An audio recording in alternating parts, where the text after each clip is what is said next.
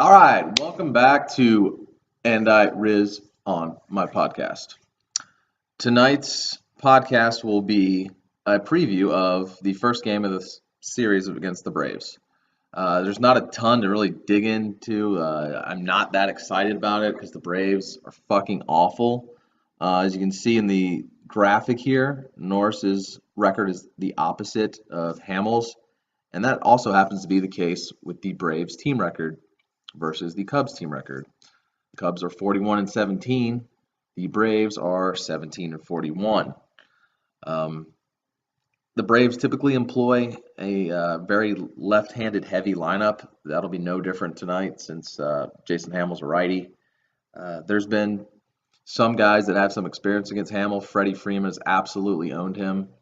Has a couple homers, hitting like over 600 against him.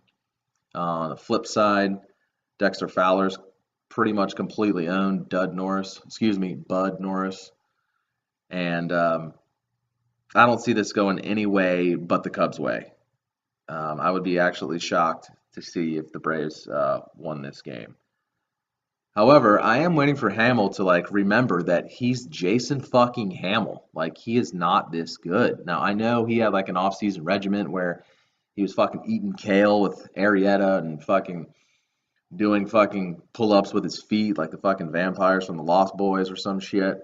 And he slightly changed his delivery. He shows his back shoulders, kind of gives a little more turn for more deception. But I just am waiting for the other shoe to drop. I don't think it's going to be tonight because the Braves are that bad. How bad are they?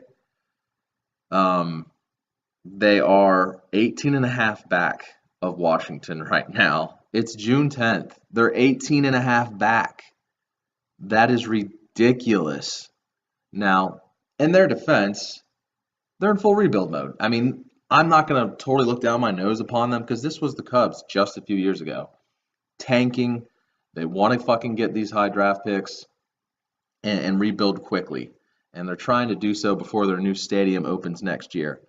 And it's hard to believe that Turner Field is already dead. I mean, I can remember when it opened up around the time of the Olympics. And my first game was, as I mentioned in a previous podcast, was at Turner Field 2001. The field is 20 years old now, which is just hard to believe. But nowadays, facilities, I mean, they don't have a long shelf life. It's about time they get to the 20-year mark. I mean, it's time to start looking around for another place to play. Speaking of Turner Field, to piggyback on that, apparently a lot of players have just really complained about how horrible the field, the actual field is at Turner right now, specifically the infield. I mean, if I was a groundskeeper or the grounds crew manager, I probably wouldn't give two shits either. I mean, it's the last fucking season, but apparently it's pretty horrible right now. So I'm curious when I actually watch tonight just how bad it looks on TV. Because if it looks bad on TV, then that's fucking saying something. But anyways, let me wrap this up. The Cubs win. I'll just throw out some arbitrary prediction. 6-2, I'll go with. And quite honestly, those two runs would surprise me a little because the Braves have scored a grand total of 183 runs. To put that into perspective, the Cubs have scored 313. Mathematical math tells me that's about 130 runs more than the Braves.